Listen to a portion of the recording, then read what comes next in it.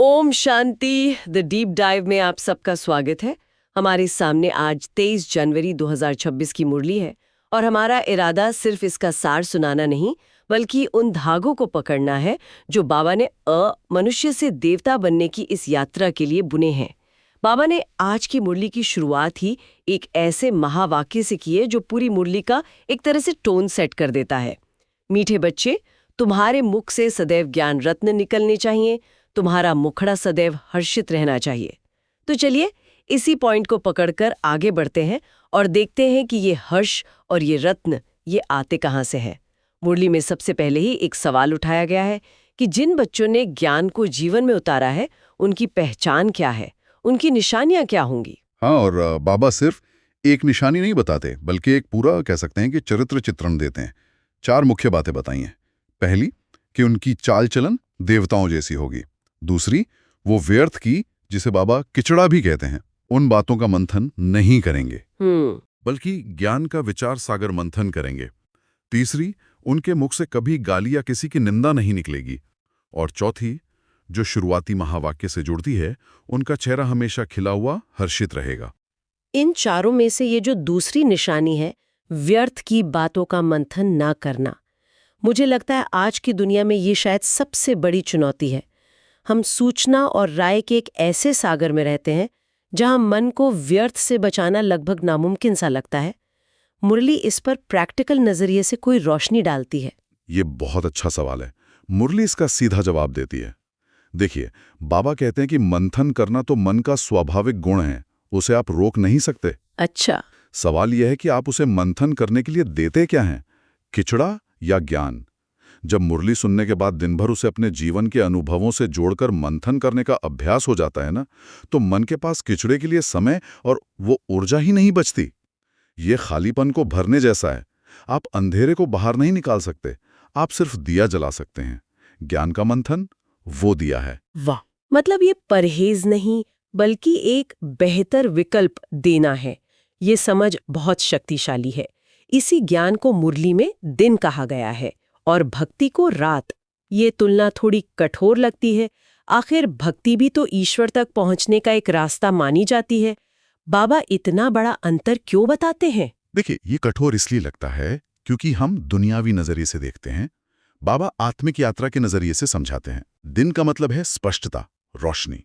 ज्ञान आपको आपकी असलियत बताता है।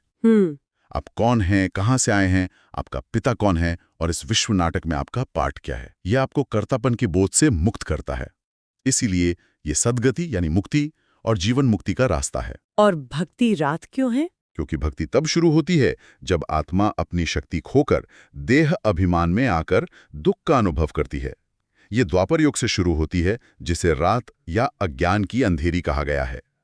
भक्ति में याचना है, मांगना है और अक्सर डर भी है। आत्मा अपनी असली पहचान भूल चुकी है, इसलिए वो बाहर भटक रही है। बाबा कहते हैं, भक्ति से भावना का फल मिल सकता है, अल्पकाल का सुख मिल सकता है, लेकिन सद्गति नहीं मिल सकती। बिल्कुल, क्योंकि सद्गति के लिए तो सत्य ज्ञान चाहिए। इसीलिए मुरली में ये भी स्पष्ट किया है कि श्री कृष्ण जो पहली दैवी आत्मा है, वो न भक्ति करते हैं न ज्ञान देते हैं। अच्छा, वो तो ज्ञान का फल है, परिणाम है। ये बहुत बड़ा फर्क है। तो जो मुरली का इतना गायन है वो किसी बांसुरी का नहीं बल्कि इसी ज्ञान का है जो मनुष्य को देवता बना देता है। लेकिन ये ज्ञान सिर्फ सुनने से तो नहीं होगा। मुरली में धारणा पर, मतलब इसे जीवन में उतारने पर बहुत जोर है। बिल्कुल, ज्ञान की धारणा का सबूत ही दैवी गुण।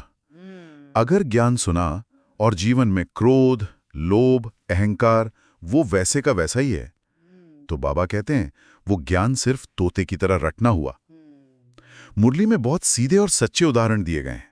जैसे क्रोध में चेहरा तांबे जैसा लाल हो जाता है और काम विकार में आत्मा और चेहरा दोनों काले पड़ जाते हैं।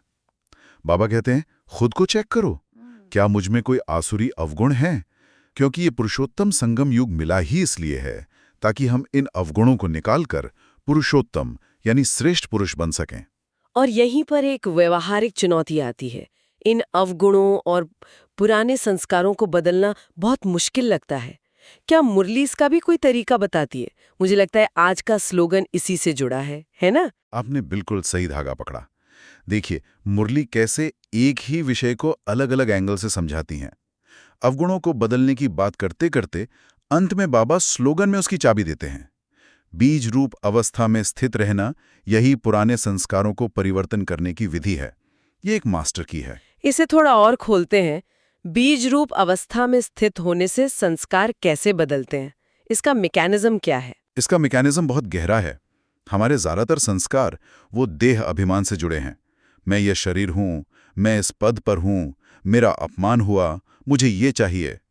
जब आप अभ्यास करके खुद को आत्मा, एक शांत शक्तिशाली प्रकाश का बिंदु, एक बीज अनुभव करते हैं, तब आप देह और उसकी दुनिया से एक पल के लिए डिटैच हो जाते हैं। उस डिटैचमेंट की अवस्था में पुराने संस्कारों को ऊर्जा मिलनी बंद हो जाती है। अच्छा। जैसे आपने किसी जंगली पौधे को पानी देना बंद कर दिया हो। बार बार इस बीज रूप अवस्था में जाने से वो संस्कार स्वाभाविक रूप से कमजोर पड़कर खत्म हो जाते हैं और उनकी जगह दैवी गुण लेना शुरू कर देते हैं। ये तो चेतना का स्तर बदलने जैसा है। समस्या के स्तर पर लड़ने के बजाय अपनी स्थिति को ही ऊपर उठा लेना। बहुत सुंदर। चलिए, मुरली के एक और खूबसूरत विचार पर चलते हैं, ज्ञान रत्न। बाबा कहते हैं मुख से पत्थर नहीं, रत्न निकलने चाहिए। इसका भविष्य से क्या कनेक्शन है? हाँ, यहाँ बाबा एक बहुत रहस्यमयी लेकिन सुंदर बात समझाते हैं। वो कहते हैं कि इस समय जो ज्ञान रत्न हम मुख से निकालते हैं, यानी ज्ञान की जो चर्चा करते हैं, दूसरों को ज्ञान सुनाते हैं, यही हमारी कमाई है। और यही कमाई भविष्य में 21 जन्मों के लिए स्थूल हीरे जवाहरात में बदल जाती है। एक मिनट, क्या ये एक शाब्दिक परिवर्तन है या इसका कोई गहरा आध्यात्मिक अर्थ है कि ज्ञान की समृद्धि ही भौतिक समृद्धि को जन्म देती है? ये दोनों हैं। आध्यात्मिक स्तर पर जो आत्मा ज्ञान से भरपूर है, वो संतुष्ट और भरपूर रहती है। उसकी वाइब्रेशन ही ऐसी होती है कि वो एक ऐसी दुनिया को आकर्षित करती है जहां कोई कमी नहीं है, मतलब सतयुग। जी। और दूसरे स्तर पर यह कर्म का सिद्धांत है। यहाँ की गई ज्ञान सेवा, जो सबसे बड़ी निस्वार्थ सेवा है, उसका फल भविष्य में स्थूल संपत्ति के रूप में मिलता है। इसीलिए बाबा कहते हैं कि जो 9 रत्नों की माला पहनते हैं, वो असली रत्न ये पत्थर नहीं, बल्कि ये ज्ञान रत्न है जो आत्मा को मालामाल करते हैं। और इसी से जुड़ती है दो तरह की पढ़ाई की बात, एक लौकिक और एक ये ईश्वरीय पढ़ाई। हाँ, बाबा इसे बहुत साफ साफ समझाते हैं। लौकिक पढ़ाई हद की है। आप डॉक्टर, इंजीनियर बनते हैं, पैसा कमाते हैं, लेकिन ये सब एक जन्म के लिए है। शरीर छूटते ही सब खत्म। अगले जन्म में फिर से एबीसी से शुरू करना पड़ता है। सही बात है। लेकिन ये ईश्वरीय पढ़ाई बेहद की है। इससे हम एक जन्म के लिए नहीं, बल्कि 21 जन्मों के लिए विश्व की बादशाही बातें हैं। ये अविनाशी कमाई है जिसे कोई चोर लुटेरा लूट नहीं सकता। सतयुग में धन कमाने के लिए पढ़ना ही नहीं पड़ता, क्योंकि इस समय की पढ़ाई से ही खजाने भरपूर हो जाते हैं। ये सब कर्मों के खेल से जुड़ा है। मुरली में सतयुग और कलयुग के कर्मों का भी जिक्र है। सतयुग में विकर्म नहीं होता, ऐसा क्यों? क्या वहां लोगों में इच्छाएं नहीं होती? इच्छाएं होती हैं, लेकिन वहां कोई भी कर्म विकर्म यानी पाप नहीं बनता। इसका कारण है रावण, यानी 5 विकार वहां होते ही नहीं। अच्छा। वहां हर कर्म अकर्म होता है, क्योंकि आत्मा देही अभिमानी, पावन और ज्ञान से भरपूर है। जबकि यहाँ रावण राज्य में अमीर से अमीर इंसान भी विकर्म करते हैं, चाहे वो लोभ का हो, अहंकार का हो या हिंसा का। और उन्हीं विकर्मों का फल बीमारियों और दुख के रूप में सामने आता है। सारा खेल चेतना का है। सतयुग की सुख संपन्नता इस संगम योग पर किए गए श्रेष्ठ कर्मों का ही परिणाम है। तो यहाँ पर बाबा की पतित पावन की भूमिका सबसे महत्वपूर्ण हो जाती है। वो हमें इस विकर्मों के चक्र से निकालने आते हैं। मुरली में एक बहुत दिल को छूने वाली बात है कि बाबा अधम से अधम का भी उद्धार करते हैं। जी, ये बाबा के निस्वार्थ और असीम प्रेम को दिखाता है। वो सिर्फ अच्छे बच्चों के लिए नहीं आए हैं। कई बार बच्चे माया से हारकर बहुत नीचे गिर जाते हैं, ऐसे कर्म कर बैठते हैं कि खुद को अधम से अधम समझने लगते हैं। बाबा कहते हैं, मैं उनका भी हाथ नहीं छोड़ता, उनका भी उद्धार करता हूँ। हाँ, ये जरूर है कि गिरने के बाद फिर से उतनी ऊंची मंजिल पाना मुश्किल हो जाता है। वो गिरा हुआ कर्म अंदर खाता रहता है, लेकिन बाबा की तरफ से दरवाजा हमेशा खुला रहता है। ये बहुत बड़ी आशा है। बिल्कुल। अब इन सब गहरी बातों को रोजमर्रा के जीवन में उतारने के लिए मुरली के अंत में जो व्यावहारिक निर्देश होते हैं, उन पर आते हैं। धारणा, वरदान और स्लोगन।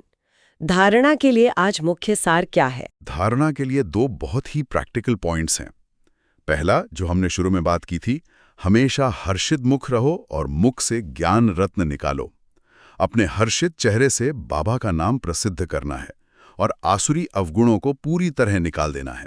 और दूसरा? दूसरा, सर्विस में कभी थकना नहीं है। बहुत उम्मीद और उल्लास से सेवा करनी है।